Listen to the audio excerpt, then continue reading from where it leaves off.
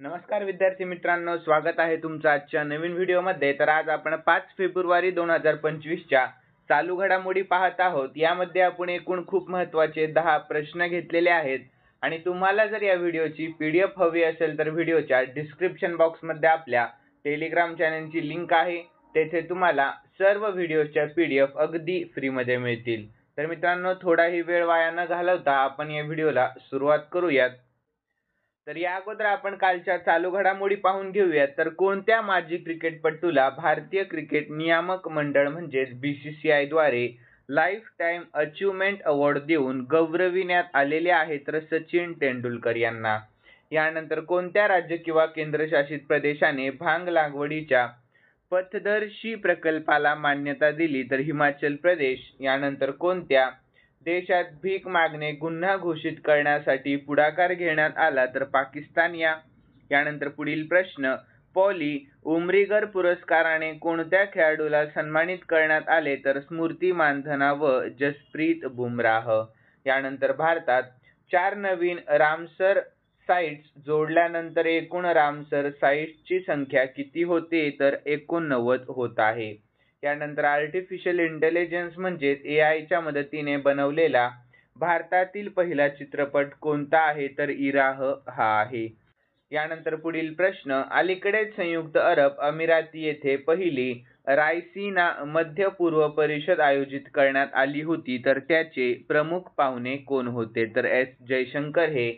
यानंतर ऑन्कोसेरसियासिस दूर करणारा आफ्रिकेतील पहिला देश कोणता आहे? तर नायजर हा। यानंतर अलीकडेच फॉर्ब्सच्या 50हून अधिक जागतिक यादीत कोणत्या भारतीय महिलेचा समावेश करण्यात आला? तर उर्मिला आशेर आणि किरण मुजुमदार शॉ व शीला पटेल यांचा। यानंतर पुढील प्रश्न, तर जागतिक शिक्षक पुरस्कार 2025 साठी नुकतीच कोणाची निवड करण्यात आलेली आहे? तर इम्रान खान मेवाती यांची। यानंतर अर्थमंत्री निर्मला सीतारामन यांनी कोणत्या वेळी अर्थसंकल्प सादर केला? तर 8व्या वेळेस। यानंतर जागतिक पुस्तक प्रदर्शन 2025 चे उद्घाटन कोठे झाले? तर योग्य उत्तर आहे दिल्लीमध्ये। कोठे? तर दिल्लीमध्ये झाले। यानंतर विद्यार्थी मित्रांनो, आपण आजच्या चालू घडामोडी पाहून घेऊयात आणि आजचा पहिला प्रश्न आहे, पंतप्रधान मोदींनी कोणत्या देशात भगवान मुरुगनच्या भव्य मंदिराचा महाकुंभाभिषेक केला आहे? तर याचे योग्य उत्तर आहे ऑप्शन सी, इंडोनेशिया या। तर यानंतर आपण याविषयी महत्त्वाची माहिती देखील पाहून घेऊया। तर पंतप्रधान नरेंद्र मोदी यांनी इंडोनेशियाची राजधानी जकार्ता येथे भगवान मुरुगनच्या मंदिराचा महाकुंभाभिषेक केलेला आहे। तर जकार्ता मुरुगन मंदिर श्री सनातन धर्म अलयम म्हणूनही ओळखले जाते। तर हे भगवान मुरुगन यांना समर्पित इंडोनेशियातील पहिले मंदिर आहे। तर या मंदिराचे बांधकाम 2020 मध्ये सुरू झाले होते। यानंतर इंडोनेशियाविषयी शॉर्टमध्ये महत्त्वाची माहिती, राजधानी जकार्ता आहे, चलन आहे इंडोनेशियन रुपिया आणि सध्याचे राष्ट्रपती आहेत प्रबोवो सुबियांतो आणि ब्रिक्स मध्ये समाविष्ट असलेला हा 10वा देश देखील आहे।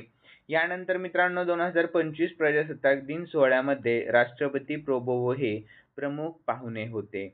यानंतर पुढील प्रश्न, भारतातील पहिला हायड्रोजन वाहतूक पाईप कोणत्या कंपनीने विकसित केला? तर योग्य उत्तर ऑप्शन डी, टाटा स्टील या कंपनीने। कोणत्या? तर टाटा स्टील या। तर याविषयी आपण शॉर्टमध्ये महत्त्वाची माहिती पाहून घेऊयात।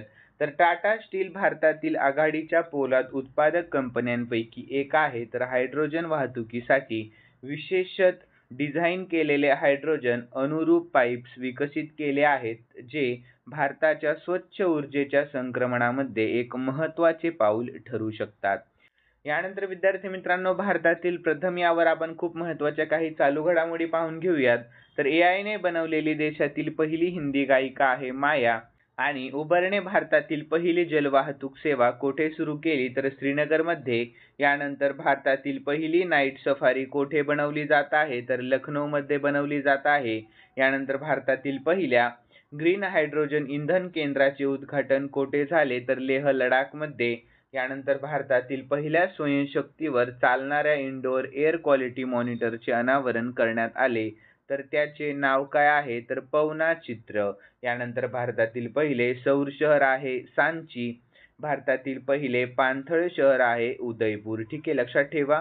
यानंतर भारतातील पहिले ट्रॅफिक लाईट फ्री शहर कोटा आहे आणि भारतातील पहिला CO2 मॅनऑल पायलट प्लांट कोठे प्रस्तावित आहे तर पुण्यामध्ये आणि देशातील पहिले डिजिटल संग्रहालय कोठे उघडण्यात आले तर आपल्या महाराष्ट्रामध्ये। यानंतर पुढील प्रश्न आहे तर ICC अंडर-19 महिला T20 क्रिकेट विश्वचषक स्पर्धेचे विजेतेपद कोणी जिंकले तर याचे योग्य उत्तर आहे मित्रांनो ऑप्शन बी आपल्या भारत देशाने जिंकले आहे। तर याविषयी महत्त्वाची माहिती पाहून घेऊयात। तर भारताने सलग दुसऱ्यांदा ICC अंडर-19 महिला T20 क्रिकेट विश्वचषक विजेतेपद पटकावले।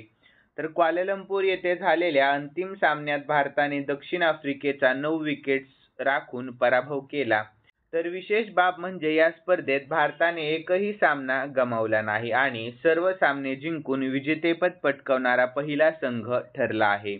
तर यानंतर पुढील प्रश्न आहे चौथा तर हॉकी इंडिया लीगचे विजेतेपद कोणी जिंकले तर योग्य उत्तर आहे मित्रांनो ऑप्शन ए सराची रार बंगाल टायगर्सने जिंकलेले आहे। तर याविषयी आपण महत्त्वाची माहिती देखील पाहूयात। तर सराची रार बंगाल टायगर्सने हॉकी इंडिया लीगचे विजेतेपद पटकावले आहे। तर रोमहर्षक फायनल मध्ये त्यांनी हैदराबाद स्टॉर्म्सचा 4-3 असा पराभव केला। तर जुगराज सिंगची हॅट्रिक आणि सॅम लेनच्या महत्त्वपूर्ण गोलमुळे राउरकेला येथील बिरसा मुंडा स्टेडियमवर खेळल्या जात असलेल्या सामन्यात बंगाल टायगर्सने विजय मिळवला आहे।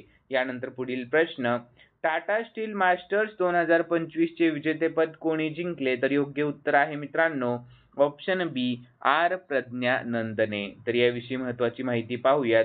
तर भारतीय ग्रँडमास्टर आर प्रज्ञानंदने टाटा स्टील मास्टर्स 2025 चे विजेतेपद सध्याचे विश्व विजेते डी गुकेशला हरवून जिंकले आहे। तर या विजयासह आर प्रज्ञानंद 2006 मध्ये विश्वनाथन आनंद यांच्यानंतर हे प्रतिष्ठित विजेतेपद पटकावणारे पहिले भारतीय ठरलेले आहे। तर यानंतर पुढील प्रश्न तर लतिका कट्ट यांचे नुकतेच निधन झाले तर त्या कोणत्या क्षेत्राशी संबंधित आहेत तर याचे योग्य उत्तर ऑप्शन सी शिल्पकार्य क्षेत्राशी संबंधित आहेत। तर याविषयी महत्त्वाची माहिती पाहूयात। तर लतिका कट्ट भारतातील सर्वात प्रमुख आणि प्रसिद्ध शिल्पकारांपैकी एक आहेत। तर त्यांच्या वयाच्या 76व्या वर्षी त्यांचे निधन झाले। तर त्यांच्या सर्वात प्रसिद्ध कामांपैकी एक म्हणजे जवाहरलाल नेहरूंचा 20 फूट कांस्य पुतळा जवाहर भवन दिल्ली येथे आहे, लक्षात ठेवा।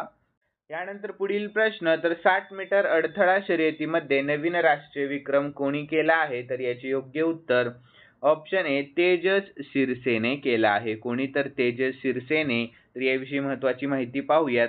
तर तेजस शिरसेने रौप्य पदक जिंकले आणि फ्रान्समधील एलिट इंडोर ट्रॅक मिरामास मीटिंगमध्ये पुरुषांच्या 60 मीटर अडथळा शर्यतीत एक नवीन राष्ट्रीय विक्रम केला आहे। तर फेब्रुवारी 2025 रोजी त्याने स्वतःचा पूर्वीचा विक्रम मोडला आणि 7.64 सेकंदाची प्रभावी वेळ नोंदवली आहे।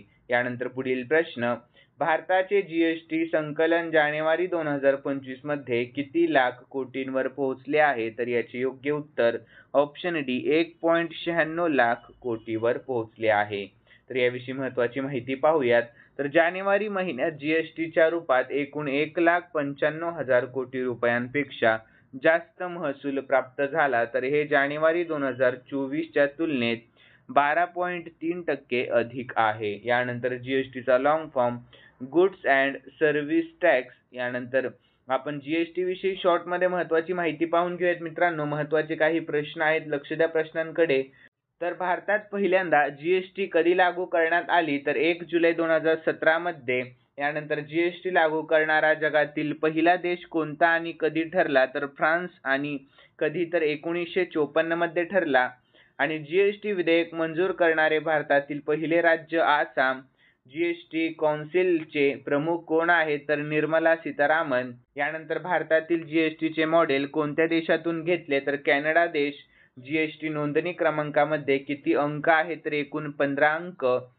यानंतर GST दिवस कधी साजरा केला जातो तर दरवर्षी 1 जुलै रोजी साजरा केला जातो। आणि GST चे सध्याचे ब्रँड अँबॅसेडर कोण आहेत तर अमिताभ बच्चन।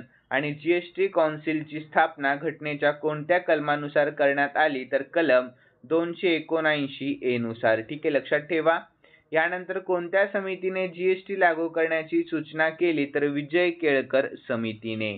यानंतर पुढील प्रश्न, तर रेल्वे मंत्रालय वन स्टॉप सोल्युशनसाठी कोणते ॲप लॉन्च करण्याच्या तयारीत आहे? तर याचे योग्य उत्तर ऑप्शन ए स्वारेल ॲप. कोणते? तर स्वारेल ॲप. तर याविषयी आपण महत्त्वाची माहिती पाहूया. तर रेल्वे मंत्रालयाने 31 जानेवारी 2025 रोजी स्वारेल सुपर ॲप लॉन्च केले आहे, ज्याचा उद्देश रेल्वेच्या विविध सेवा एकाच प्लॅटफॉर्मवर उपलब्ध करून देण्याचा आहे.